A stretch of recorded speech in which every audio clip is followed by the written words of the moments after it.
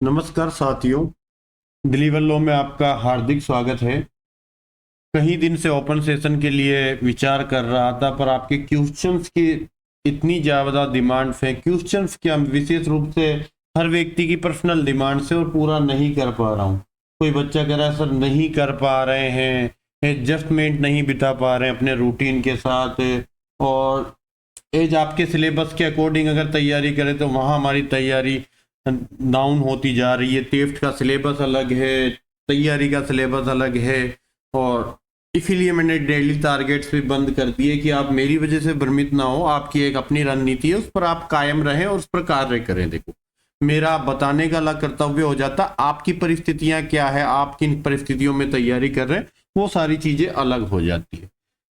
आज बात करूंगा आरजेएस प्री के लिए अंतिम 30 दिनों की रणनीति। लगभग आज हम 18 तारीख हो चुकी है और 23 जून को लगभग मैं मानता हूं कि 34 दिन बच रहे हैं। लास्ट के 2 दिन जाने की तैयारी में लग जाते हो और 1-2 दिन अभी आपके निकल जाएंगे। इसलिए मैंने अंतिम 30 दिनों की रणनीति पर चर्चा करना चाहता हूं कि क्या करना चाहिए और क्या नहीं करना चाहिए।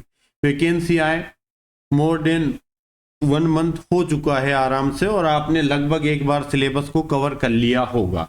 चाहे जल्दी से किया चाहे लेट किया, लगभग 1 महीने में मैं मानता हूं कि अच्छी तरह से आपका सिलेबस कंप्लीट हो गया होगा। ये समय अब रिवीजन पर आ जाता है अंतिम 1 महीने में, जिसने तैयारी शुरू नहीं की है। कहीं बच्चे हैं जिन्होंने नहीं भी की है, उनको भी मैं बोलूंगा कि ज्यादा टफ एग्जाम नहीं है। क्यों नहीं है? ऐसी चीज को मैं इस शब्द को दोहराता क्यों हूं? रीजन है, आपके सोचने का नजरिया है। कहीं कह रहे थे कि सर एक डर बैठ गया है जेएलओ की कट ऑफ देखने के बाद, 189 इन जनरल कैटेगरी। इम्पॉसिबल सी चीज है। मैं 2 चीजें बोलता हूं, ऑब्जेक्टिव एग्जाम है और दूसरा बायर एक्ट बेस्ड एग्जाम है। ठीक है, बायर एक्ट में जिसकी जबरदस्त कमांड है उसके लिए एग्जाम बना है। कहीं भी प्रॉब्लमेटिक क्वेश्चंस नहीं देखने को मिलेंगे जेएलओ में। ऑब्जेक्टिव एग्जाम का क्या मतलब होता है कि मैंने ए आंसर किया, आपने ए आंसर किया, आपको भी एक नंबर मिलेंगे, मुझे भी एक नंबर मिलेंगे, अंतर नहीं है। यहां आप आरजेएस से इसको कंपेयर करेंगे, उसकी कट ऑफ से कंपेयर करेंगे, रात दिन का अंतर है। अब आरजेएस के जब आप मेंस की मार्किंग को देखेंगे, मैंने डिग्री की परिभाषा लिखी पिछली बार की, मैं कम से कम 30 कॉपियों को मैंने बहुत अच्छे से एनालिसिस किया। जो बच्चे सेलेक्ट हुए, जो बच्चे फेल हुए, सभी प्रकार की कॉपियों को बहुत अच्छे से एनालिसिस किया। मैंने लगभग 30 कॉपियों को एक साथ रखकर चेक किया कि किस प्रकार की उनकी मार्किंग है। डिग्री की परिभाषा सबने 2-2 लिखी है, किसी ने 2-2 के साथ आपने कहाँ प्रारंभिक डिग्री जारी होती है, ऑर्डर 20 रूल 12 से 18, 34 वाला ऑर्डर 34 की जो भी चीजें आपने मेंशन करी है, कब प्रारंभिक डिग्री होती है, कब अंतिम डिग्री होती है, जो कुछ आपने मेंशन किया बहुत अच्छा है। आप देखिए कि एक बच्चे ने जो लिखा है उसके लिए उसको 2 मार्क्स मिल रहे हैं 3 में से। उतना ही मैटर लिखने वाले को किसी को 1.5 मार्क्स मिला है, और उतना ही मैटर लिखने वाला है या उससे 2 लाइनें मात्र कम लिखने वाले को 1 नंबर मिला है, और किसी पे ग्रेस ऑफ गॉड है उसको 2.5 नंबर भी मिले। 3 नंबर आरपीएस हाई कोर्ट नहीं देता। आप उम्मीद छोड़िए कि आपको पूरे में से पूरे नंबर मिलते हैं। ठीक है, आप एग्जैक्ट सही आंसर बिल्कुल लिख दोगे और उससे बेटर आंसर की हम कल्पना भी नहीं कर सकते, तो भी वो 3 में से 3 नहीं देते, 2.5 नंबर देके छोड़ते हैं। ठीक है, ये हाई कोर्ट की मार्किंग। और ये एक क्वेश्चन है, ऐसे आपको वहां 23 क्वेश्चन के साथ डील करनी होती है।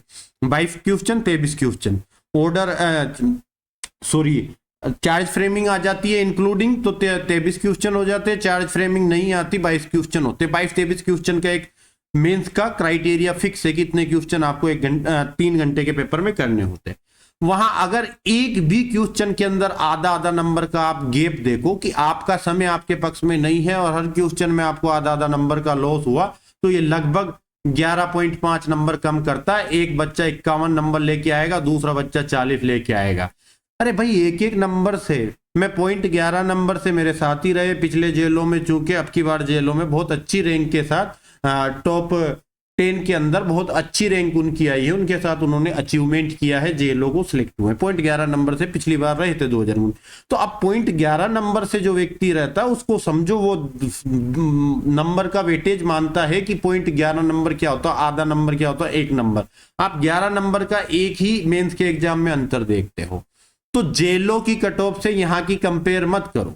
मैं आपको सीधा उठा के कहता हूं 335 में से कट ऑफ चेक कर लेना, कभी भी 60% को क्रॉस नहीं किया। मैक्सिमम आप पाओगे कि 52 से 55% के बीच कट ऑफ जाती है। कभी तो पिछली बार मैं 2018 में जब 198 वैकेंसी आई थी उसके इर्द गिर्द बात करूं तो आप कट ऑफ देखोगे 136 ओबीसी की कट ऑफ थी, आई थिंक 152 जनरल की कट ऑफ थी। तो 335 में से 152 50% भी कंप्लीट नहीं होता। तो आप वहां को यहां के साथ कंपेयर मत कीजिए। आप फोकस कीजिए कि यहां पर 20,000 लोग बैठेंगे, उनमें से 3500 बच्चे प्री निकालने वाले हैं। और अगर आप 20,000 में से 3500 बच्चे में अपना स्थान सिक्योर करने में घबरा रहे हैं तो आप में निश्चित रूप से कॉन्फिडेंस की कमी है। और कॉन्फिडेंस एक बार पास होने से मिलता है या अपने अंदर बुल्ट करना पड़ता है। आपके अंदर ये चीज होनी चाहिए। भले ही जीवन भर असफलता मिली है, क्या हो जाओगे, जीरो से नीचे जा सकते हैं क्या? मैं एक फेज याद करता हूं 2018 का। मैंने 2018 में जाती राजस्थान गवर्नमेंट में कहीं एग्जाम दिए, ठीक है। मेरा फील्ड लॉ नहीं हुआ करता था उस वक्त, मैं लॉ के फील्ड में नहीं था। मैंने 2018 में कहीं एग्जाम दिए, मैं एक भी एग्जाम नहीं निकाल पाया। और वो फेज था कि मैंने मान लिया था कि मैं खत्म हो चुका हूं, यहां से मेरे उठने के लिए कोई विकल्प नहीं है। और मैं पूरा सामान बांधकर अपने घर चला गया। 4 महीने 3 महीने 4-5 महीने घर रहा और एक वैकेंसी के साथ मैंने 2018 की आरजेएस वैकेंसी के साथ लॉ के फील्ड में उतरने का फैसला किया। और बहुत अच्छा मेरा इरादा था कि मैं 4-5 महीने में ही मैंने लगातार एग्जाम निकालना शुरू किया और मैंने कभी मुड़ के नहीं देखा लॉ के फील्ड। तो चीजें होती है, हो सकता है आपका समय अनुकूल नहीं रहा हो, आपसे एक भी एग्जाम ना निकला हो पिछले 4 सालों में, पर आप शून्य से नहीं नीचे जा सकते। धरातल के आप डाउन फेज पर हो, आपके पास खोने के लिए कुछ नहीं है। जो कुछ भी आपके पास है वो पाने के लिए है। आप हारे हो, हमेशा हारे हो। आपके ऊपर आपके परिवार वालों को भरोसा नहीं है कि आप पास करोगे, कोई दोस्त को भरोसा नहीं है, इतना हो चुका है कि आपको खुद पे भरोसा नहीं है आप एग्जाम पास करोगे। पर अब आपके ऊपर एक चीज का बोझ नहीं है कि किसी भी व्यक्ति की महत्वाकांक्षा का बोझ नहीं है कि हमारा बच्चा ये करेगा, या कोई भी आपसे ये अपेक्षा रख के नहीं बेटा कि ये बच्चा पास करेगा। अब आपके पास खुद को साबित करने का एक मौका है कि आप, जब सारी दुनिया ये मान चुकी है कि आप खत्म हो चुके हो, फेल हो चुके हो, उस दौर में आप उभर के आते हो और खुद को साबित करते हो। तो ये एक अपॉर्चुनिटी होती है, यहां से एक चीजें, नई चीजों की शुरुआत होती है। बात सोचने के ऊपर है कि ठान ली तो जीत है और मान ली तो हार है।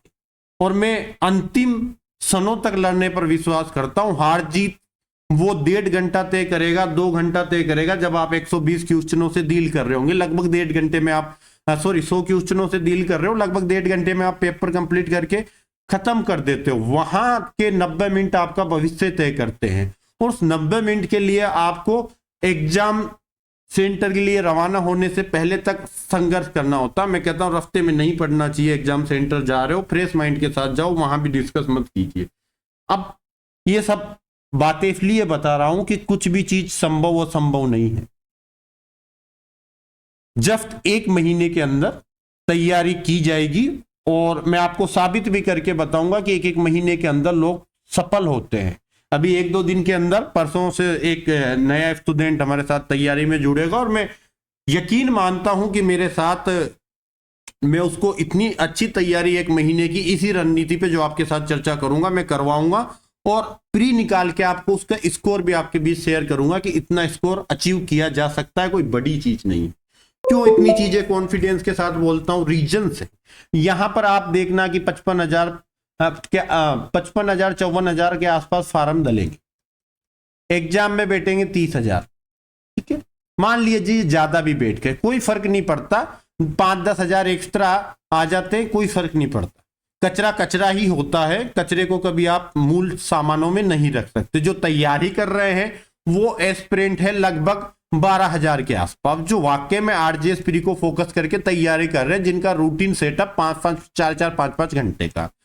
और मार्जिन क्या होता है कि आप कट ऑफ को देखोगे, मैं ज्यादा बात नहीं करूंगा। 2018, अच्छा कुछ लोग कहते हैं ऑनलाइन एजुकेशन कट ऑफ बढ़ा देती है, अभी देखो बहम निकालता हूं मैं आप लोगों का। उसके बाद 2021 की वैकेंसी पे बात करते हैं, फिर मैं 2024 की वैकेंसी पे बात। 2018 ठीक है, एक दौर था, लगभग सीटें आई थी 198 आरजेएस की, और यहां से मैं कट ऑफ ओबीसी की 54 कट ऑफ थी और 61 कट ऑफ जनरल की थी। बाकी कैटेगरीज की तो कट ऑफ की बात ही नहीं करता, 45 45 50 के आसपास है, वो कैटेगरीज पे चर्चा नहीं करते। ओबीसी की 45 थी, यहां से थी। आप यहां सीटें देखो, 121 सीट आई थी। कट ऑफ में क्या फर्क आया, यहां 64 से 68 चलेगी और यहां पर 71 थी, 71 या 72 थी, जो भी थी। वापस एक दौर आ रहा है कि हम 222 सीटों पर फाइट करने वाले हैं। 3500 बच्चे यहां से लिए जाएंगे। आप जनरल की कट ऑफ को 65 से 70 के बीच में उम्मीद कर सकते हैं, ओबीसी 60 से 65 के बीच में उम्मीद कर सकते हैं। इससे ज्यादा कितना भी आप एग्जाम का एजुकेशन स्तर बड़ा हो, ऑनलाइन एजुकेशन यहां भी आ गई थी, वो इतने बेवकूफ नहीं है कि आपको पूरे में से पूरे नंबर लाने का ऑफर दे दे। 2021 का मैं आपको टॉपर के मार्क्स बता दूं, 89 फ्री में टॉपर था जिसके 89 नंबर थे। तो वो कितना ही इंटेलिजेंट कोई व्यक्ति हो, इतना 89-90 का स्कोर टच नहीं करने देते।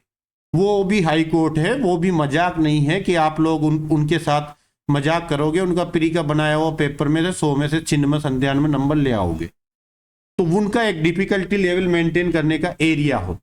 तो आप ये मानो कि 65 से 70 स्कोर कर रहे हैं, तो आप जनरल में 70 प्लस कर गए, सेफ हो। ओबीसी में 65 प्लस कर गए, सेफ हो। मैं इसलिए दावे के साथ कह रहा हूं कि 3500 बच्चे लेने 12,000 में से, और अधिकतर लोगों में कॉन्फिडेंस नाम की चीज नहीं है। वो वहां पर 2 क्वेश्चन गड़बड़ करते हैं, वो डायरेक्ट नीचे आ जाते हैं, इस 3500 की लिस्ट से बाहर जाते हैं।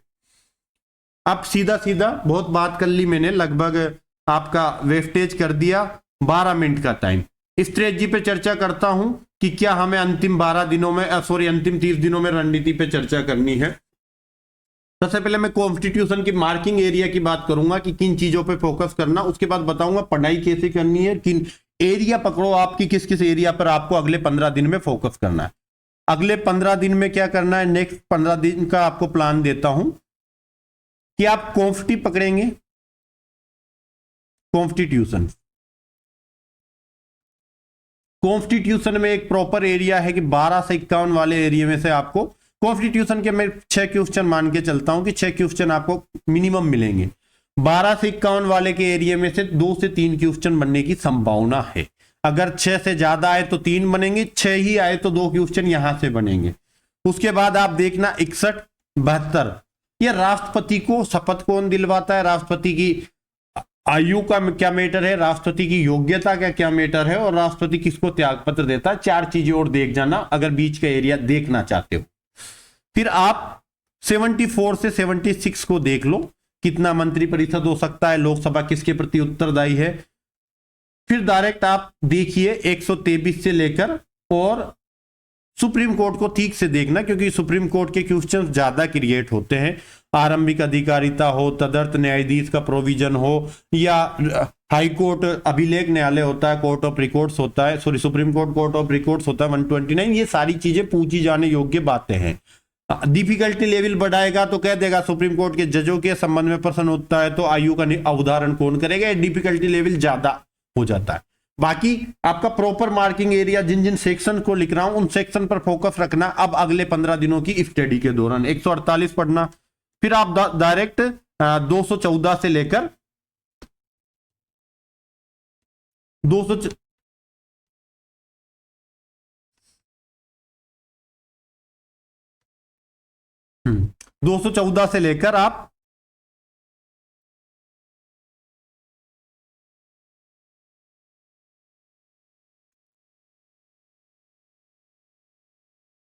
226 तक फोकस करना। उसके बाद आप देखना 245 से 255 का एरिया क्वेश्चन लेकर आता है। एक क्वेश्चन 255 से 245 में, 312 से 315 वाला एरिया एक क्वेश्चन आपको दिलवाएगा। 324 को ऊपर से देख लेना, 323 ए भी देख जाना, ट्रिब्यूनल की बात करता है, और उसके अलावा आप 352 से 360। अब देखिए, मैं प्रोबेबली जब जितना पेपर एनालिसिस करता हूं उसके आधार पे बता रहा हूं। 2 क्वेश्चन यहां से देखने को मिलेंगे, एक क्वेश्चन इस जगह से मिल सकता है, एक क्वेश्चन यहां से मिलेगा, मतलब इस एरिया से एक क्वेश्चन, एक एरिया से एक क्वेश्चन, एक यहां से और एक यहां से। 6 क्वेश्चन अगर सेट हो रहे हैं तो ये एरिया फिक्स है कि यहीं से क्वेश्चन क्रिएट होता है। रीजन से क्योंकि हमने पेपर एनालिसिस किया है और हमें पेपर एनालिसिस का अनुभव है। दूसरी चीज, मैं भी आपको अगर एक पेपर बनाने को देता तो आप भी इन्हीं एरिया से क्वेश्चन बनाते जो मैं आपको बता रहा हूं। रीजन है कि माइंड सेट है सबका।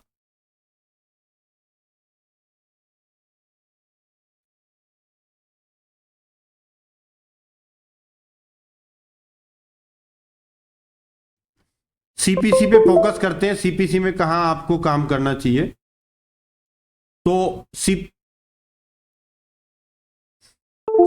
जब भी मैं काम करता हूं, पता नहीं आजकल बहुत दिक्कत आ रही है सिस्टम के साथ, कि सिस्टम में कोई वायरस है कि किस प्रकार की एक दिक्कत आती है बार बार काम करने में। सेक्शन लिखना, सेक्शन 6 के अलावा लिखना आप 9 से 12 सीपीसी में।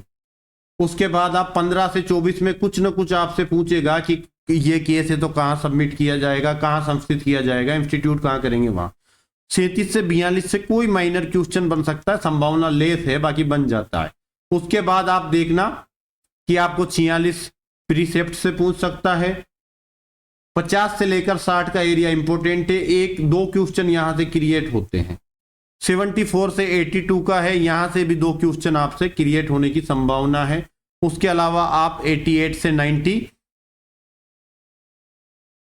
88 से आप 192 तक चले जाओ, फिर 94 से लेकर और 104 तक, 113 से 115, 132 से 135 और उसके बाद 144, 147, 148 ए और 151, इतना सा देख लो। ये एक प्रॉपर एरिया है जो सेक्शन का है। सेक्शन से क्वेश्चन 5 से क्वेश्चन बनने की संभावना सेक्शन से, और सेक्शन बहुत कम है, छोटा पार्ट है, अच्छे से फोकस करना। ऑर्डर बताऊं तो, ऑर्डर पर फोकस करने को कहूं तो अब कुछ विशेष ऑर्डर मैं आपको बताता हूं जहां से क्वेश्चन बनेंगे।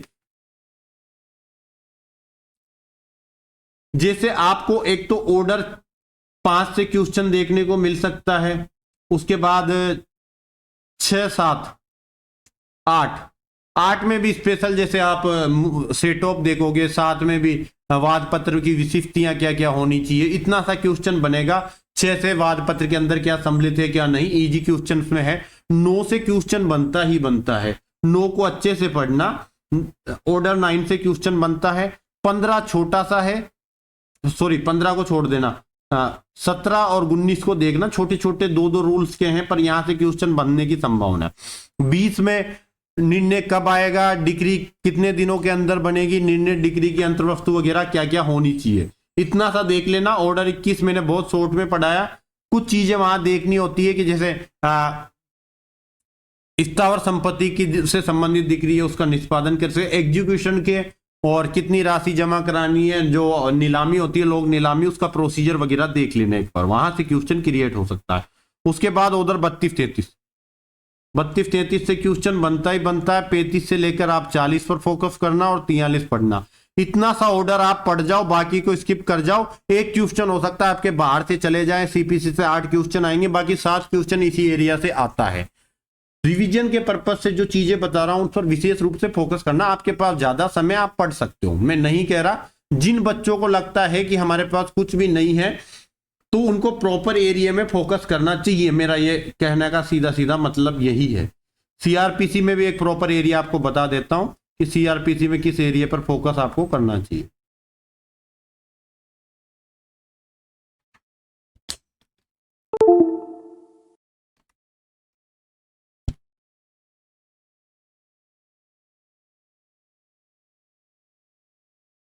बहुत दिक्कत आती है कभी कभी।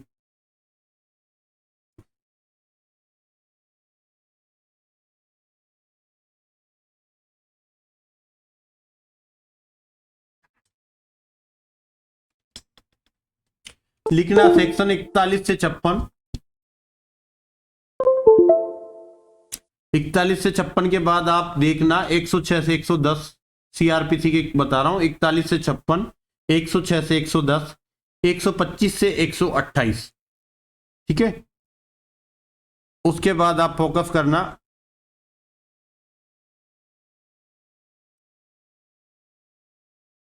128 के बाद आप फोकस करना, मैं लिख नहीं पा रहा हूं, 144 से देखना, 154 से 154 देखना, 164 देखना, 167, 172, 173।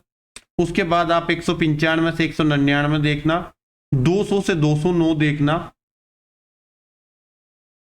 और उसके बाद आप देखना 251 से 259 के बीच में, 253, 254 से 259 देखना। उसके बाद आप सेक्शन देखिए 292, 93 से लेकर 305 तक, 309 तक देख लेना। वहां कहीं 2-4 फालतू सेक्शन है, बाकी सारे सेक्शन बहुत इंपॉर्टेंट है। उसके बाद 309 के बाद आप 323, 325, 326 पर फोकस करो, 319 पर करो, 313 पर करो, 315 पर करो। उसके बाद अपील वाला प्रोविजंस पर ध्यान देना, 372 से लेकर 378 तक की अपीलों पर विशेष रूप से फोकस रखना। जजमेंट 354 वाला देख लेना। अवमानना वाली कार्यवाहियां 344 से 349 तक, उसको भी देख लेना एक बार। उसके बाद आप 395, 397, फिर डायरेक्ट 416 देखना। 416 के बाद 428 देख लो, 432, 33, 35 से लेके 38 तक के 434, 35 से 436 से 438, 439 तक देखना। ये जो जमानत वाले प्रोविजन है ये इंपॉर्टेंट है। उसके बाद आप 461, 62 देख लिए, 461 से लेकर 465 तक देख लीजिए। परिसीमा का थोड़ा सा भाग है, उसको भी देखना। बाकी चीजें सीआरपीसी में कोई इंपॉर्टेंट चीजें नहीं है।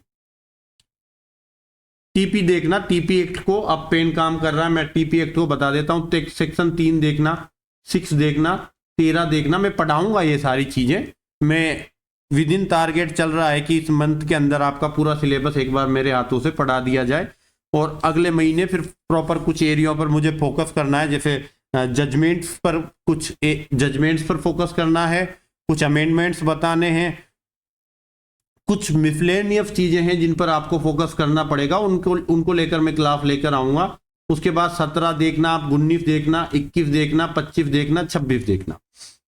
उसके बाद 28 देखिए, 29 देखिए, 35, 36 देखना, 52, 53, 53 है, 54 देख लेना, सॉरी 54 के अलावा 58, 60, 92 प्रत्यासन भी देख लेना, 100 देखना, 105 से 108, 100, 105 से 108, 111 और 112, 111 भी लिख लेना, 111, 112। उसके अलावा 118, 123, 122 से लेकर 127 दान वाले से क्वेश्चन बनेगा, आप इसको विशेष रूप से फोकस करना। 127 तक के 128 तक है ना, 128 तक देख लेना, बाकी चीजें छोड़ देना। कॉन्ट्रैक्ट की बात करें तो कॉन्ट्रैक्ट में भी एक प्रॉपर एरिया आपको बता देता हूं।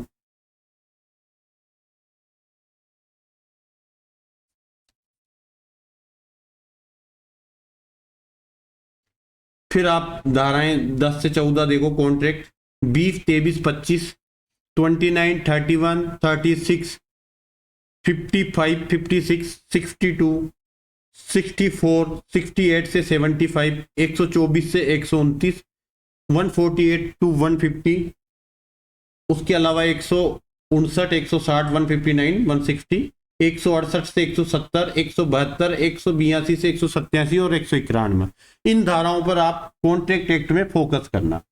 एविडेंस बहुत इंपॉर्टेंट एक्ट है, और मैं मानता हूं कि एविडेंस को पूरा पढ़ना चाहिए, क्योंकि ये मेंस में भी बहुत काम का, प्री में भी अच्छे क्वेश्चन देके जाता है। छोटा सा एक्ट है, 150, 167 धाराएं हैं, पर क्वेश्चन अच्छे आते हैं। जैसे एविडेंस में आपको विशेष रूप से कहना चाहूंगा कि सेक्शन 5 से 11 फोकस करना, सेक्शन 14 के इलस्ट्रेशन से क्वेश्चन बनता है देखना, 17 को देखना, 24 से 27 को देखना, धारा 32 को देखिए, 41 को देखिए, 45 से लेकर, और मैं कहूंगा आप धारा 45 देखिए, सिर्फ 52 से 60 पर फोकस करना, 63 से 65 देखना, 73 74 को देख लेना, 81A 85 का ABC, 88 का A और 65B भी देख लेना, साथ में छूट गया था वो, 90A 91 92 को देखना, 101 से 108 देखना, 112 से 115 तक देखना, उसके बाद आप 118 से 122 देखो, 124 से 126 देख लो, 133 से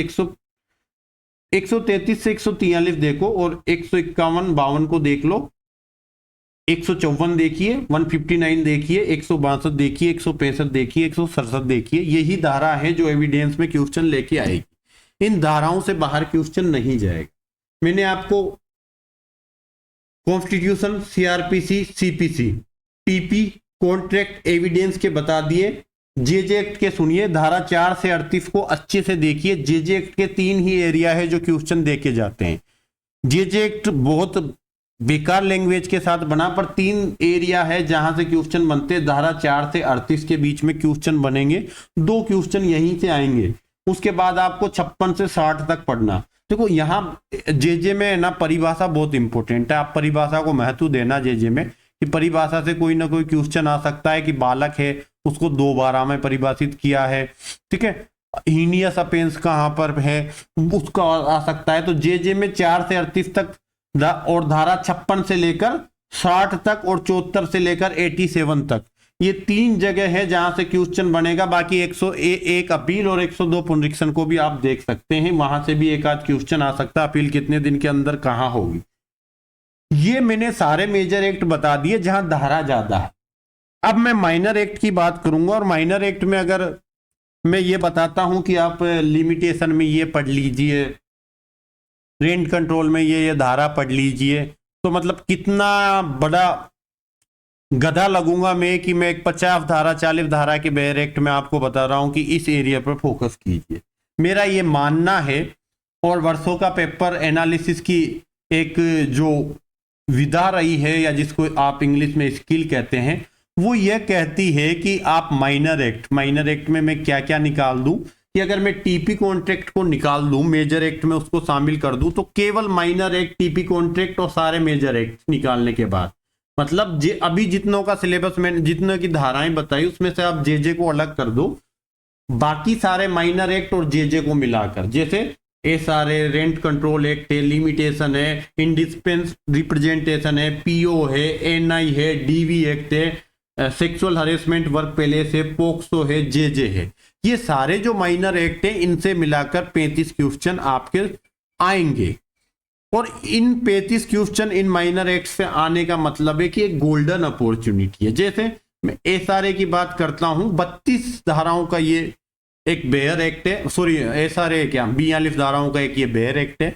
और यहां पर अगर आपको 3 से 4 क्वेश्चन एसआरए से देखने को मिल रहा है, तो फिर मैं यहाँ क्यों एक इंपॉर्टेंट एरिया पर फोकस कराऊं। और मान लीजिए कि वहां से क्वेश्चन नहीं आया, क्योंकि मेजर बड़े एक्ट होते हैं तो वहां से तो इंपॉर्टेंट एरिया पर फोकस करता है, यहाँ से कोई मिसलेनियस प्रोविजन भी उठा के दे दिया कि सद्भावना पूर्वक की गई कार्रवाइयों से संरक्षण कौन सी धारा में है एसआरए में, तो आपका बेवजह हत्या हो जाएगी मेरे हाथों से, और आप कहोगे कि उसने डुबो दिया।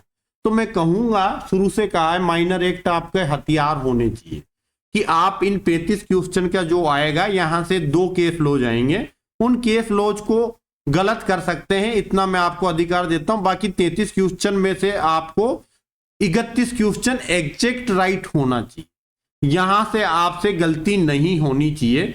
इस एरिया को आप विशेष फोकस कीजिए। इसलिए मैं कहता हूं कि जैसे एसआरए की 42 धारा है, पोक्सो की 46 धाराएं हैं, या आप एनआई की पढ़ लो, एनआई में 10 11 12 13 धाराएं हो जाती है अमेंडमेंट सहित, पीओ में 19 धारा होगी, इंडिपेंडेंट रिप्रेजेंटेशन बेचारा 10 धाराओं के साथ संघर्ष करता है, लिमिटेशन की 27 धारा, वैसे 32 है पर 27 धाराएं मानता हूं, बाकी चीजें छोड़ दो आप। रेंट कंट्रोल एक्ट 5 क्वेश्चन लाता है, रेंट कंट्रोल एक्ट को थोड़ा सा ज्यादा वेटेज देना, एकमात्र राजस्थान का लोकल एक्ट है और यहां से 5 क्वेश्चन आप मान के चलिए कि आएंगे ही आएंगे। 4 क्वेश्चन हो सकते हैं, 6 हो सकते हैं, 5 क्वेश्चन में बीच की लिमिट सेट करता हूं, 3 नहीं आएंगे इतनी मैं गारंटी देता हूं, 5 आएंगे, 4 आएगा, 6 आएगा, 3 क्वेश्चन यहां से नहीं आएगा। तो आप एक रेंट कंट्रोल छोटा सा एक्ट है, इस पर फोकस करना चाहिए, मुझे लगता है कि आपको करना चाहिए। तो यहाँ लिमिटेशन और ये जो माइनर एक्ट्स है मैंने जिनका नाम लिया, एसआरए है, इंटरप्रिटेशन है, रेंट कंट्रोल है। इंटरप्रिटेशन के 8, 10, 12 क्वेश्चन में कुछ क्वेश्चन बता दूंगा आपको इंटरप्रिटेशन के एक क्लास में कि ये पढ़ लो, उतना सा एरिया आता है प्रॉपर।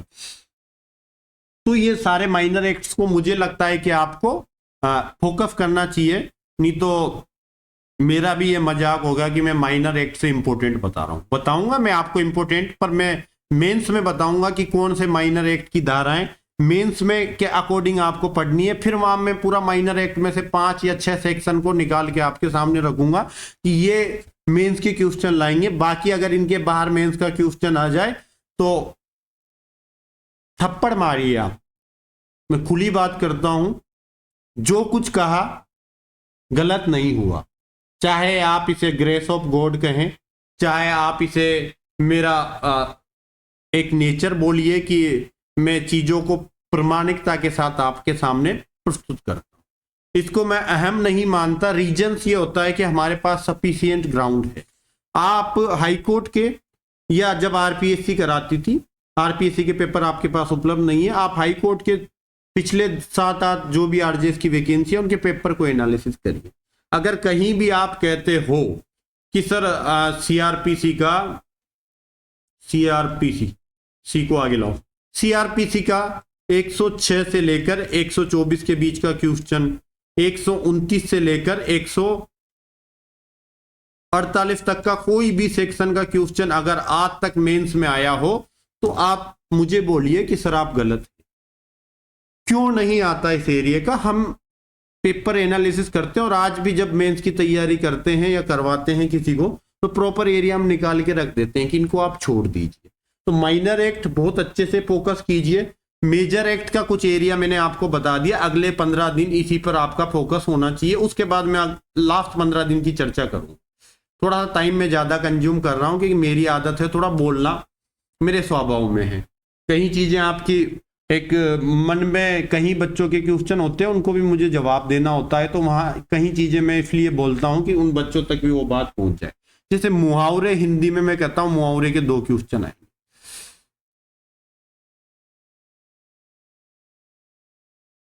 मुहावरे के 2 क्वेश्चन आ जाएंगे। पारिभाषिक शब्दावली, जिसको आप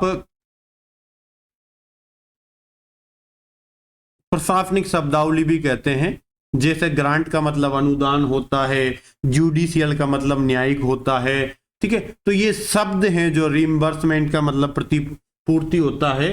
तो ये चीजें हैं पारिभाषिक शब्दावली में, यहां से 2 क्वेश्चन आते हैं। उसके अलावा आप संधि से क्वेश्चन आएंगे ही आएंगे, सर्वनाम से क्वेश्चन आएगा ही आएगा। उसके अलावा आपसे सार्वनामिक विशेषण भी पूछा जा सकता है। क्रिया से एक क्वेश्चन आएगा, सकर्मक अकर्मक पूछेंगे। उपसर्ग प्रत्यय से एक क्वेश्चन दोनों से मिलेंगे आपको, उपसर्ग और प्रत्यय से। एक तत्सम तद्भव से आता है, ठीक है। उसके बाद आप एक पर्यायवाची का मिलेगा, एक विलोम का मिलेगा। मैं अभी बताऊंगा क्या क्या पढ़ना है पर्यायवाची विलोम में, प्रॉपर एरिया आपको बताऊंगा। एक शब्द शुद्धि का मिलेगा आपको और एक मिलेगा वाक्य शुद्धि का। एक समश्रुत भिन्नातक शब्द भी मिल जाता है। तो यहां से मिलाकर आपका 15 क्वेश्चनों का एरिया सेट होता है। यही रीजन है कि हमारे पेपर के अंदर मुहावरों की संख्या ज्यादा होती है, पारिभाषिक शब्दावली की संख्या ज्यादा होती है, संधि के क्वेश्चन ज्यादा होते हैं, उपसर्ग प्रत्यय के क्वेश्चन ज्यादा होते हैं, क्योंकि हमें पता है कि किस एरिया पे ज्यादा प्रैक्टिस करवानी है। मैं सबके लिए एक चीज कॉमन बोलूंगा कि आप मुहावरे याद कर रहे हो, चाहे पर्यायवाची याद कर रहे हो, विलोम याद कर रहे हो, मैं मेरी तरफ से पूरा प्रयास कर रहा हूं कि आपको सारी चीजें बनी बनाई मिल जाए, आपको उस पर मेहनत ना करनी पड़े। पर मेरे पास एक टीम है और टीम के साथ दिक्कत यह है कि टीम साल भर बेरोजगार बैठी रहती है, उस समय वो मेहनत नहीं करती क्योंकि कोचिंग उनको अप्रोच नहीं करती। और जब कोचिंग के पास वर्कलोड आता है, काम आता है, फिर उस टीम को वो अप्रोच करती है और अच्छा पैसा देती है, आपको लूटती है और उन टीम को भी अच्छा पैसा देती है। और ये समय है कि टीमों को पैसे मिलते हैं और पैसे के अकॉर्डिंग वो काम करता है। मेरे साथ दिक्कत अलग है कि मैं बच्चों से भी पैसे लेने के पक्ष में नहीं रहा हूं शुरू से ही, और मेरा ये भी प्रयास है कि बच्चों को एक अच्छी गुणवत्ता वाली चीजें उपलब्ध करवाई जाए। इसीलिए मैंने हमेशा से ये प्रयास किया है कि कम पैसे में हो, इसलिए मेरी टीम काम करते वक्त स्लो रहती है, क्योंकि जिस कोचिंग के साथ उनके कॉन्ट्रैक्ट्स हैं, जिनसे के लिए काम कर रही है, वो 1-1 लाख रुपए जिस चीज के लिए देते हैं, उस चीज के लिए मैं उनको 10,000 रुपए पे करता हूं। मेरे टर्म्स अच्छे हैं, मुझे कोई ना नहीं कर सकता, इसलिए वो लोग मेरे लिए 10,000 में भी काम करते हैं, पर काम की स्पीड स्लो होती है। कई बार क्वालिटी के से भी 10% 5% की छेड़छाड़ हो जाती है। हालांकि मैं काफी खींच के रखता हूं, डांटता रहता हूं बार बार काम को लेकर, तो मेरी कोशिश हमेशा गुणवत्ता मेंटेन करने की, और आज भी मैं उसको करने का पूरा प्रयास करता हूं।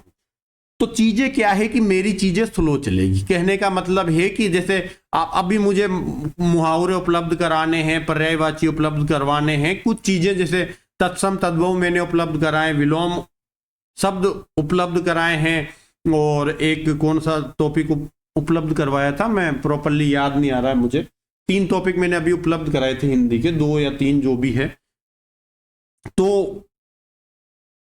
और चीजें मेरी जैसे 5-7 दिन के अंदर सारी चीजें अपलोड हो जाएगी, मैं उपलब्ध कराऊंगा। मेरा काम का कहने का मतलब है कि मैं उतनी फीस नहीं देता कि वो स्पीड में काम करें। और बाकी मेरे सभी साथी, चाहे जो जेलों में सेलेक्ट हुए हैं, चाहे वो प्रयास कर रहे हैं, वो भी सब एज एस्पिरेंट सब मेहनत कर रहे हैं, तैयारी कर रहे हैं। आरजेएस जेलो बनने वाले का भी सपना होता है, तो वो लोग भी उतना ही प्रयास कर रहे हैं। तो अभी टीम को लेकर थोड़ा सा टाइम है, तो मैं वादा करता हूं कि 25-26 तारीख के आसपास तक आपके पास सारी चीजें उपलब्ध करा दूंगा, जो भी आपको रटने की चीज है। और एक मैं 5 पेजों का एक विशेष हिंदी स्पेशल एडिशन डालने वाला हूं, ठीक है। उसमें आप उन 5 पेजों को पढ़ लोगे। 5 पेज का मतलब है कि एक पेज के अंदर 2 पृष्ठ होते हैं, तो 5 पृष्ठ हैं।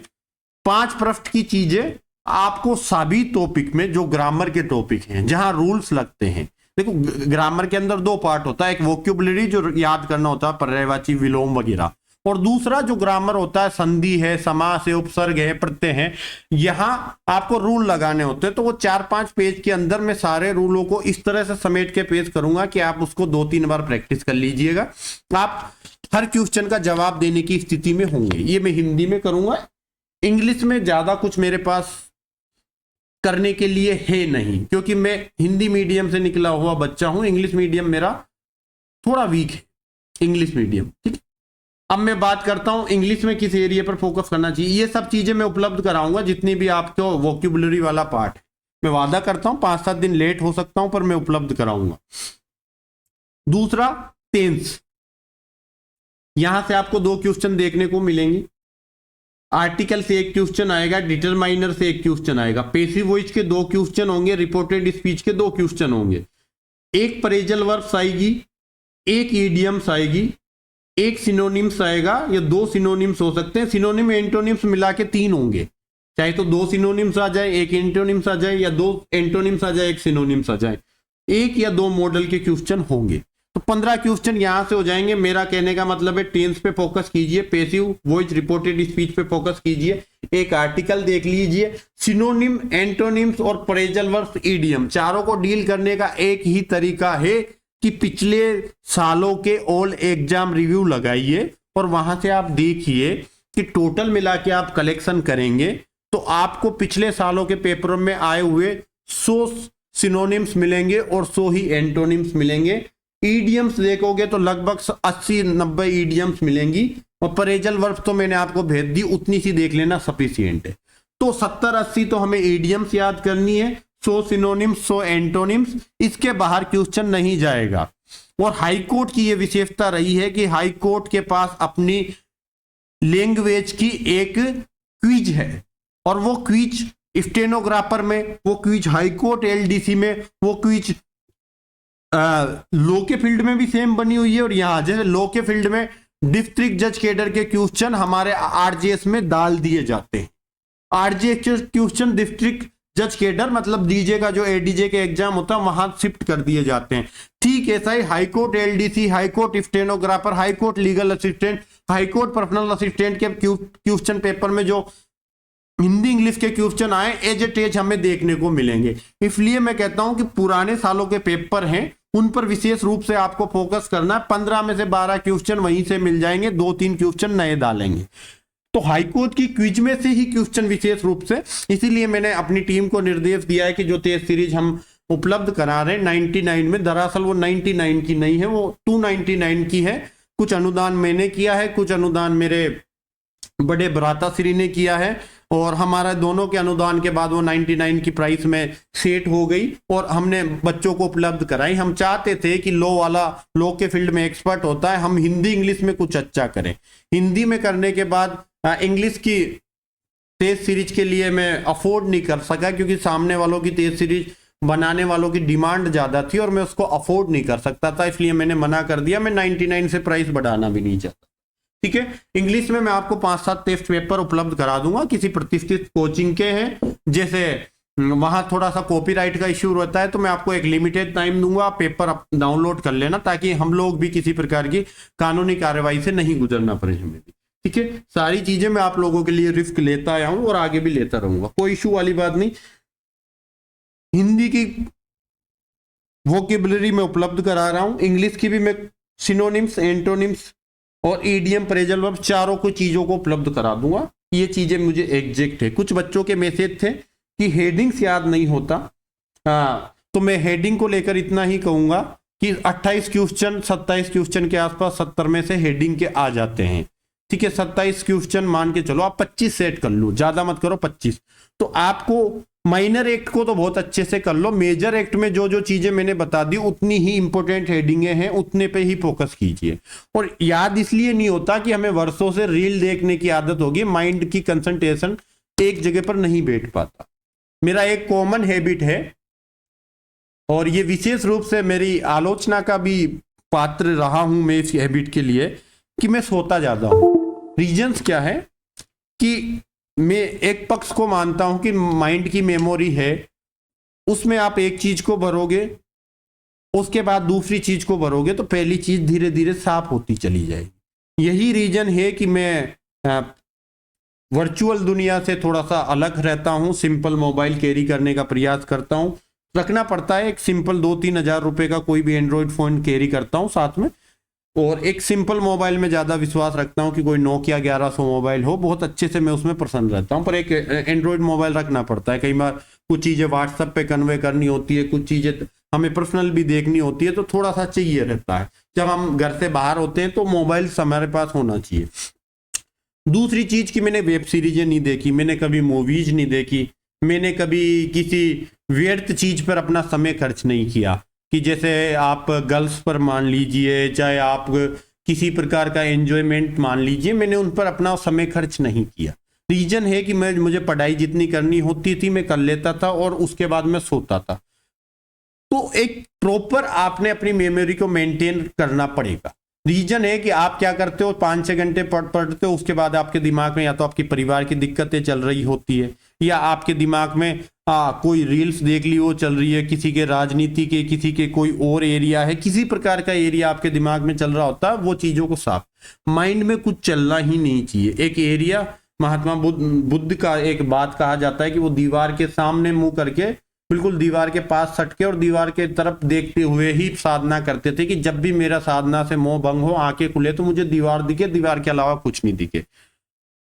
कुछ देखोगे तो सोचोगे। वही वाली बात है कि जब भी आप खोलो तो आपकी आंखों के सामने किताब हो और आंखें बंद करो सो जाओ, वापस उठो किताब हो, आंखें बंद करो सो जाओ। कुछ चीजों को छोड़ना पड़ता है, तब जाके आप हेडिंग पे अप्रोच बनाते हैं।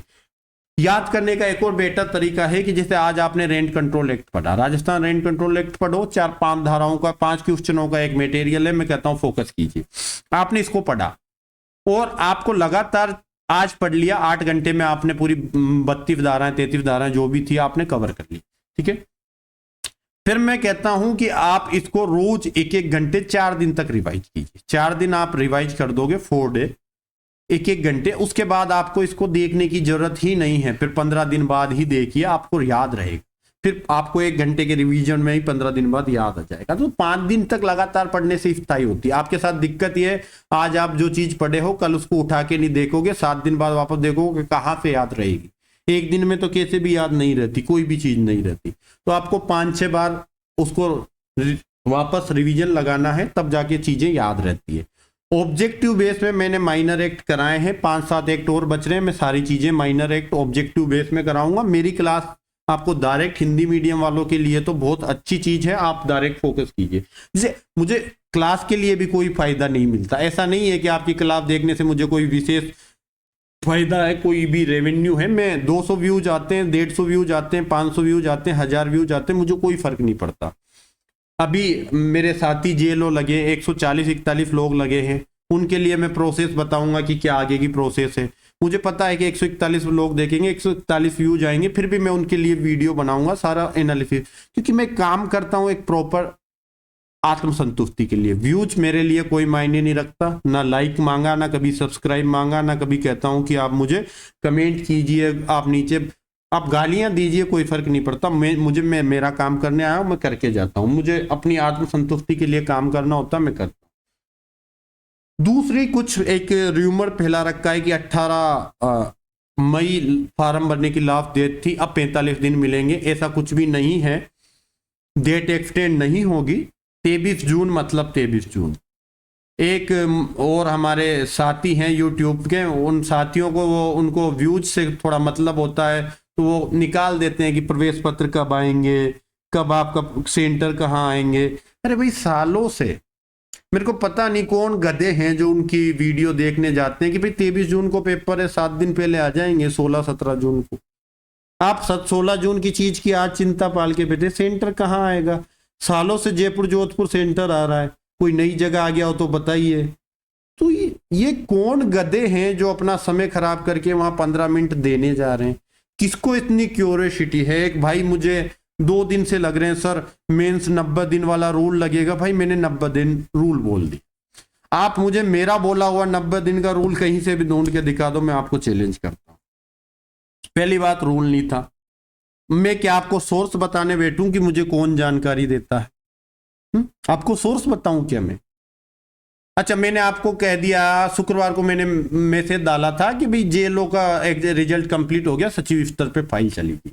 मुझे सोमवार तक बहुत मैसेज आए, कहीं 1-2 साथियों को मैंने थोड़ा एक तरह से परेशान, इरिटेट होके बोल भी दिया कि यार भाई, सचिव के पास फोन करने की हमारी रेंज थोड़ी है, जितनी नॉलेज होती मैं कन्वे कर दिया। और सोमवार को रात तक रिजल्ट आ भी गया, 2-3 बजे तक रिजल्ट आ गया। ठीक है, अब वहां से चीजों को अप्रिशिएट कर दिया कि सर आपके पास एग्जैक्ट न्यूज थी। तो भाई न्यूज तो थी ही, जो लोग मुझे जानते हैं वो अच्छी से तरह से जानते हैं कि शुक्रवार को क्या न्यूज थी। और जो 2-3 लोग मेरे साथी थे, मैंने उनको सारी चीजें कन्वे कर दी थी कि ऐसा ऐसा है और आप इस स्टेज पर खड़े हो और आपको किसी प्रकार की चिंता करने की आवश्यकता नहीं। तो मैं सारी चीजें आपके सामने खोल के बैठूंगा थोड़ी। आप बच्चे हो, बच्चे जैसे क्वेश्चन मुझे कर सकते हो कि 90 दिन का रूल से 7 दिन का रूल है। भैया आम खाओ, गुठलियां गिन के क्या करोगे? कोई 90 दिन का रूल नहीं है, ढूंढ के बता दो मुझे कहाँ है, और मैं कल को कह दूंगा 90 दिन का सर्कुलर था, रूल नहीं था। तो बात तो मेरी थी कि 90 दिन का सर्कुलर था, फिर आप सर्कुलर ढूंढोगे वो भी नहीं। अरे तो भाई, आपको जानकारी से मतलब है। अगर मैं एक भी जगह गलत साबित हुआ हूं तो मुझे कहिए कि आपने जो जानकारी दी थी सर बिल्कुल गलत थी, भ्रामक थी, तथ्यात्मक रूप से आपने हमें भ्रमित किया था। अगर मुझे लाइक लेना हो तो मैं रोजाना ही बैठ जाऊं नई नई वीडियो लेके आके, और मैं इस प्रकार से कहूं कि मेरी विश्वसनीयता तो है कम से कम मार्केट में, कि मैं एपीओ की वैकेंसी को बोलूं, चाहे एपीओ की एग्जाम डेट बोलूं, चाहे आरजेएस को की वैकेंसी चुनाव आयोग से क्लियर होने वाली बात बोलूं, या फिर मैं बोलूं कि आपको कि ये जो जेएलओ का रिजल्ट को लेके बोलूं, तो मैं आरपीएससी से न्यूज दूं, चाहे हाईकोर्ट से न्यूज दूं, मेरी विश्वसनीयता तो है, क्योंकि मेरी एक भी न्यूज अभी तक खारिज नहीं हुई, खत्म नहीं हुई। अब मैं कह सकता हूं कि 15 अगस्त को भी फ्री हो सकता है। जो लोग कह रहे हैं 90 दिन का रूल वाला है, मैं उनको भी उनको भी खारिज करके ये कह सकता हूं कि 15 अगस्त को फ्री हो सकता है, मेंस हो सकता है, और 15 अगस्त को मेंस करा भी सकता है। हाईकोर्ट के पास पूरी पावर है, 100% मैं इस पर कह सकता हूं। बट मैं क्यों ऐसी झूठ बोलूं? हाईकोर्ट के पास पावर क्या है, ये रूल, ये चीजें भी मुझे पता है किस रूल के अंतर्गत करेंगी। अब मैं आपको वो रूल्स बताने बैठूंगा, मेरा ये काम नहीं है। अगर आपको ज्यादा क्यूरियोसिटी, आप आराम से ढूंढिए, मेरे पास इतनी बेफालतू के लिए मैसेज मत किया कीजिए, ठीक है। इतना वेस्टेज ऑफ टाइम नहीं, मैं भी इतना मूर्ख हूं कि आप लोगों को जवाब देने लग जाता हूं। चीजों को समझिए। अगले 15 दिन पर फोकस करूं, ये मैंने पहले 15 दिन की स्ट्रेटजी पे चर्चा की थी, लास्ट 15 दिन पर फोकस करता हूं। कई बार मैं टॉपिक से डाइवर्ट हो जाता हूं। लास्ट 15 डे में आपको क्या करना है, सिर्फ और सिर्फ ऑब्जेक्टिव निकालिए, ठीक है। वन लाइनर पढ़िए। वन लाइनर का मतलब होता है, अभी मैं वन लाइनर कुछ उपलब्ध कराऊंगा, मैं वन लाइनर को रोक के रखा है, मैंने इसलिए रोक के रखा है ताकि आप डायरेक्ट पढ़ो। अगर मैं वन लाइनर शुरू में दे देता, आप डायरेक्ट खोलते भी नहीं, और कुछ लैंग्वेज के क्वेश्चन आते हैं वहां आप कर ही नहीं पाते। अभी जो मैंने धारा बोली, आप कम से कम लैंग्वेज पे जाओगे, क्वेश्चन करोगे। ऑब्जेक्टिव करिए, वन लाइनर पढ़िए, या आपने जो शॉर्ट नोट्स बना रखे उन शॉर्ट नोट्स की सहायता लीजिए। अमेंडमेंट्स को इकट्ठा कीजिए कि कौन कौन से में कब अमेंडमेंट्स हुआ, किस डेट से वो ऐड हुई। अमेंडमेंट के अलावा आप शेड्यूल्स पर फोकस कीजिए, अनुसूचियां क्या क्या जुड़ी हुई है। फॉर्मेट पूछे जाते हैं, फीस पूछी जाती है, न्यायालय फीस कितनी होगी, फॉर्मेट क्या होगा, ये शेड्यूल से क्वेश्चन हैं, ठीक है। तो कुछ चीजें अमेंडमेंट है, शेड्यूल्स है, केस लॉज हैं, ये लास्ट समय पे रिकॉल करने की चीजें होती हैं। इन पर आप लास्ट समय पर फोकस कीजिए। लास्ट 15 दिन में सबसे मेन है कि आप ऑब्जेक्टिव लास्ट 15 दिन में ज्यादा से ज्यादा निकालिए, और आपको जिस प्रकार से जहां से भी जो भी सुविधा मिलती है, देखो हर 3 में से एक आदमी कहीं ना कहीं टेस्ट सीरीज लेके बैठा है, हर 3 में से एक आदमी कहीं ना कहीं टेस्ट सीरीज लेके बैठा है, और आपके 3 दोस्त तो इस जमाने में है ही। आप उससे रिक्वेस्ट भी करेंगे तो भी आपको कहीं ना कहीं लास्ट के 15-20 दिन में टेस्ट सीरीज मिल जाएगी, मैनेज हो जाएगी। मैं भी अपने स्तर पे प्रयास करता हूं कि ज्यादा से ज्यादा आपको सुविधाएं उपलब्ध करा सकूं, मेरा वही प्रयास रहा है। मैं एक चीज और स्पष्ट कर देना चाहता हूं कि मैं किसी प्रकार का, भले ही मेरी टेस्ट सीरीज में 999 रुपए आपसे फीस ली हो, पर मैं ये भी स्पष्ट कर देना चाहता हूं कि मैंने आपसे किसी प्रकार का शुल्क प्राप्त नहीं किया। मैं 999 का हिसाब देता हूं, 18% हमारी सरकार जीएसटी लेती, ठीक है। केंद्र सरकार जीएसटी लेती है, 10% ऐप चार्जेस लगते हैं। ऐप वाला, आप ऐप को पेमेंट करते हैं, जब भी आप करते हैं एपेक्स पे पेमेंट जाता है, ऐप वाले 10% चार्ज काट के देते हैं, वो ऐप का मेंटेनेंस चार्ज होता है। ऐप बनवाने का चार्ज अलग है, मेंटेनेंस चार्ज है। 28% कटकर ये पैसा अकाउंट में आता है। 60% पर एजेंसी काम कर रही है, जो आपका पेपर बना रही है, वो एजेंसी काम करती है, 60% पैसा लेती है। रिमेनिंग 12% पैसा मेरे पास आता था, लगभग मान लो 112-15 रुपए के आसपास। मैंने उसको इनडायरेक्ट माध्यम में इसी 999 वाले लोगों को 99 रुपए में हिंदी की टेस्ट सीरीज डायरेक्ट फीस पे के चार्ज आपको उसी में ऐड करवा दी। मैं अलग से भी खरीद के दे सकता था, ऐड इसलिए करवाई कि मुझे दोबारा जीएसटी देना पड़ता, दोबारा ट्रांजेक्शन चार्ज करना पड़ता, इसलिए मैंने आपको वो टेस्ट सीरीज मेरी तरफ से पे करके दिलवा दी। तो मैंने आपसे 10-12% लिया था, मैंने रिटर्न कर दिया। 1-2% आपका मेरे पास है, वो भी मैं किसी न किसी माध्यम से लौटा दूं। मुझे किसी प्रकार से आपकी फीस में किसी प्रकार का कोई इंटरेस्ट नहीं है। आपका दबाव था टेस्ट सीरीज बनवाने का, और मैंने एक अच्छी टेस्ट सीरीज मेंटेन करने का कोशिश कर रहे हैं। अभी हम नए लोग हैं, टेस्ट सीरीज बनी है, कुछ कमियां हैं मुझे पता है, मैं उनको देख रहा हूं। 1-2% जो चीजें होती है, जैसे 100 में से 2-3 क्वेश्चन पे एरर की संभावना होती है, या कहीं में ऑप्शंस ठीक से नहीं होते।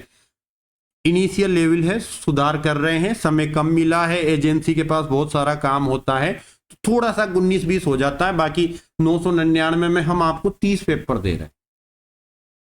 और कुछ बच्चों ने तो कहा कि सर परिस्थितियां ठीक नहीं है, मैंने उनको 800 रुपए में भी टेस्ट सीरीज देने के लिए बोल दिया। मैं किसी प्रकार से नहीं, किसी भी चीज में विश्वास नहीं रखता। किसी की आत्मा दुगाकर पैसा लेना बिल्कुल भी कहीं भी सूट नहीं करता मेरी खुद की पर्सनालिटी को, मेरा व्यक्तित्व ऐसा नहीं रहा है। तो कुछ चीजें प्रॉपर होती है, और मैं उसको क्लियर भी कर देना चाहता हूं कि मैं एक सेवाओं के रूप में आपके साथ काम कर रहा हूं। हाँ, आपको टेस्ट सीरीज पे कोई भी आपत्ति आप मैसेज कीजिए, मैं प्रॉपरली, मेरा कहा हुआ है कि अगर किसी को भी आपत्ति है आप कीजिए, आपके जो भी दिक्कत होगी सोल्व करवा देंगे। आपको पसंद नहीं आती है टेस्ट सीरीज, फीस रिफंड करवा देते। हम किसी प्रकार की चीज के, इस चीज के विरोध में नहीं है कि जबरदस्ती किसी व्यक्ति का पैसा लेकर उसका उपयोग किया जाए।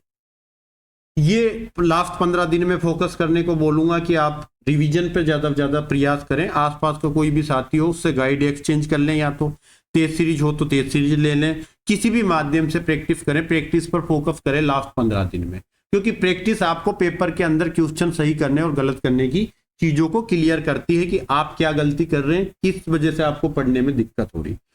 एक और समस्या थी कि मेरे टेस्ट में स्कोरिंग नहीं कर पा रहे हैं कर लो। देखो, टेस्ट में 3 चीजें मेंटेन करनी होती है हमें। एक तो डिफिकल्टी लेवल, कोई भी व्यक्ति आया है 999 रुपए उसने पे किया है, तो वो इसलिए नहीं आता कि 100 में से 90 क्वेश्चन मैं दे दूं कि भाई रेफ जेफ्टे कहाँ है बता, पिलियोप एलिबी कहाँ है बता, डाइंग डिक्लेरेशन कहाँ है बता, कन्फेशन कहाँ है बता, एडमिशन कहाँ है बता। ये हेडिंग पूछने के लिए मैं नहीं बनाऊं, मैं वो क्वालिटी देना चाहता हूं कि बच्चे को हिट हो। और आप अगर मेरे टेस्ट में 100 में से आप 70 नंबर लेके आ रहे हो, 70 प्लस लेके आ रहे हो, इट्स अ गुड स्कोर।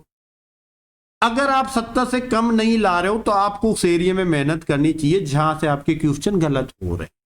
आप जितनी गलतियां करनी है यहां कर लीजिए। आपका घर है, डिलीवर लो आपका घर है, आप आपके घर में गलतियां करेंगे, सुधार लेंगे, इंप्रूव कर लेंगे। मैं यहां आपको 100 में से 90 नंबर दिला दूं, फिर आप हाई कोर्ट का पेपर तो उसी लेवल का आएगा जिस लेवल का मैं बना के दे रहा हूं, वहां भी तो आप 70-72 ही ला पाओगे। इतने ही तो ला रहे हो, 75-80 ले आओगे कोई इंटेलिजेंट, 84-85 नहीं तो आप तो वही 70-72-75 लाओगे। तो वही लेवल देने का मैं प्रयास कर रहा हूं। प्रॉपर एरिया होता है, डिफिकल्टी लेवल मेंटेन करनी होती है, सभी बच्चों के हिसाब से सोचना होता है। हेडिंग के क्वेश्चन होने चाहिए मेरे हिसाब से 25, पर मेरे पेपर में कभी भी 25 हेडिंग के क्वेश्चन नहीं मिलते। फिर मैंने एक नया तरीका इजाद किया कि निम्न में से कौन से सुसंगत नहीं है, सुमेलित नहीं है। वहां पर एक ही क्वेश्चन के अंदर 4 हेडिंग पूछ लेते हैं, जैसे डाइंग डिक्लेरेशन लिख दिया या सामने सेक्शन 32 लिख दिया, फिर आपसे कन्फेशन लिख दिया या एडमिशन लिख दिया, सामने सेक्शन लिख दिया, तो उसमें 3 एक ही क्वेश्चन के अंदर 4 चीजें पूछ ली।